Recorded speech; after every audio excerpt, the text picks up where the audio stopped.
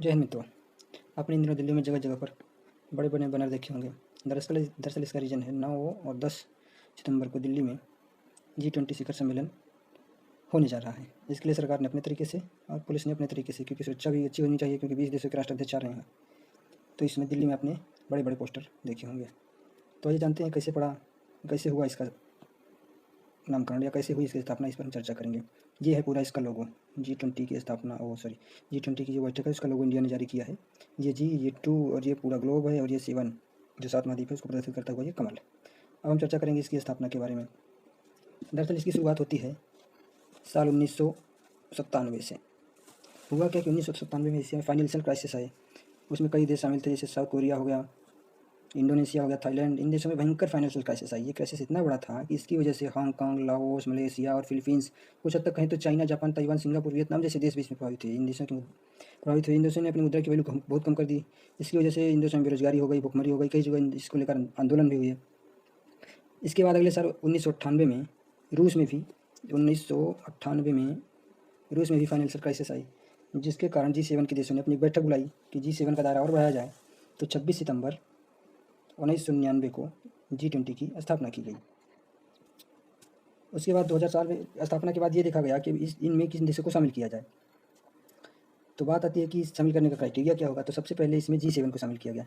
G7 को शामिल किया गया क्योंकि G7 की स्थापना 1970 के दशक में हो चुकी थी, और G7 का भी उद्देश्य इसी से रिलेटेड था, फाइनेंशियल क्राइसिस से ही। तो सबसे पहले उसमें G7 को रखा गया।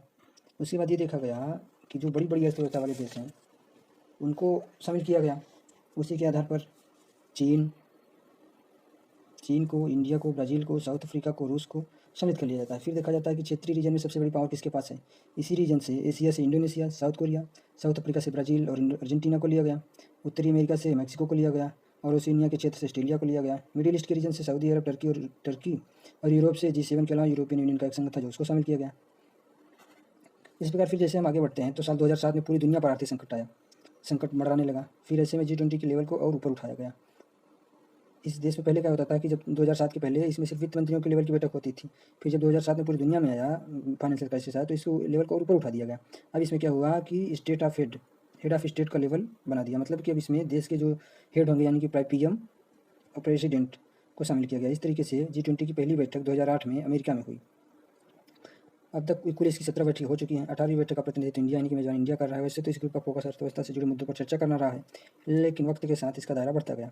वर्तमान में इस पर टिकाऊ विकास, स्वास्थ्य, कृषि, ऊर्जा, पर्यावरण, जलवायु परिवर्तन, भ्रष्टाचार विरोधी मुद्दों पर चर्चा होती है। मतलब कि इसका दायरा समय के साथ साथ बढ़ता गया। अब बात आती है इसमें कौन कौन से देश शामिल हैं। तो इसमें अर्जेंटीना, ऑस्ट्रेलिया, ब्राज़ील, कनाडा, चीन, France, Germany, Bharat, Indonesia, Italy, Japan, Republic of Korea, Mexico, रूस, सऊदी अरब, दक्षिण में अफ्रीका, तुर्की, यूनाइटेड किंगडम और अमेरिका शामिल हैं। इसके साथ ही इस ग्रुप में 20वां सदस्य जो है वो यूरोपियन, यानी यूरोप देश को मजबूत समूह जो है, यूरोपियन यूनियन का समूह, उसको शामिल किया गया। इसके अलावा होता क्या है कि जो देश इसका अध्यक्ष कर रहा होता है, जो देश का अध्यक्ष होता है, वो अपनी तरफ से कुछ गेस्ट को बुलाता है, यानी कि कुछ अच्छे देशों को भी आमंत्रित करता है। जैसे इस बार भारत ने बांग्लादेश, मिस्र, Mauritius, Netherlands, Nigeria, Oman, Singapore, Spain, UAE को बुलाया है। आप इससे G20 की ताकत का अंदाजा इस बात से भी लगाया जा सकता है कि इसके देशों के पास दुनिया की 85% GDP, 85% GDP, 75% ग्लोबल ट्रेड दुनिया का, और 2% आबादी। ऐसे में इस सम्मेलन का लिया गया फैसला दुनिया की इकोनॉमी पर काफ़ी बड़ा असर डालता है, क्योंकि इसमें देखा जा सकता है दुनिया की 2-3% आबादी का प्रतिनिधित्व करने वाले देश हैं, 85% GDP वाले देश हैं, 75% ग्लोबल ट्रेड हैं। तो जाहिर सी बात है जो फैसला यहाँ लिया जाएगा वो विश्व की इकोनॉमी में काफ़ी बड़ा असर करता है। अब बात आती है इसका कोई परमानेंट अध्यक्ष होता नहीं। इसका अध्यक्ष कैसे निर्धारित, कि इसका अध्यक्षता कौन देश करेगा।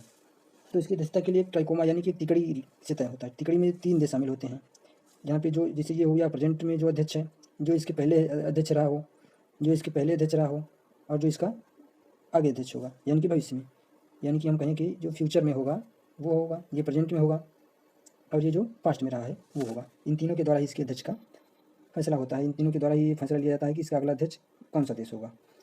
अब बात आती है कि दरअसल होता क्या है कि जिस देश को इसकी अध्यक्षता मिलती है वो G20 बैठक को आयोजित करवाना होता है, उसी को वो बैठक का एजेंडा पेश करता है।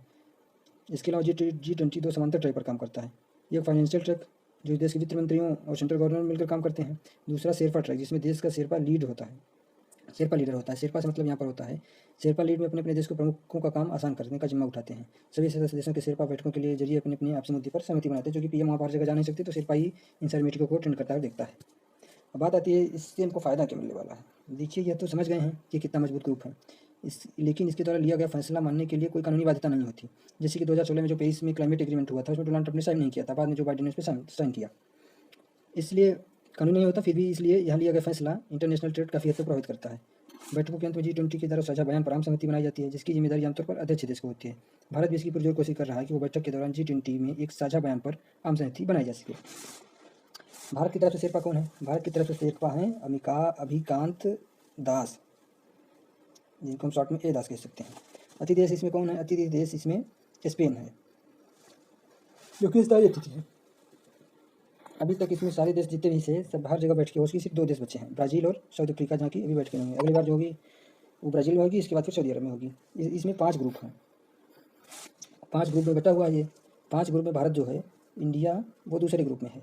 इसमें रसिया है, साउथ अफ्रीका है और टर्की है।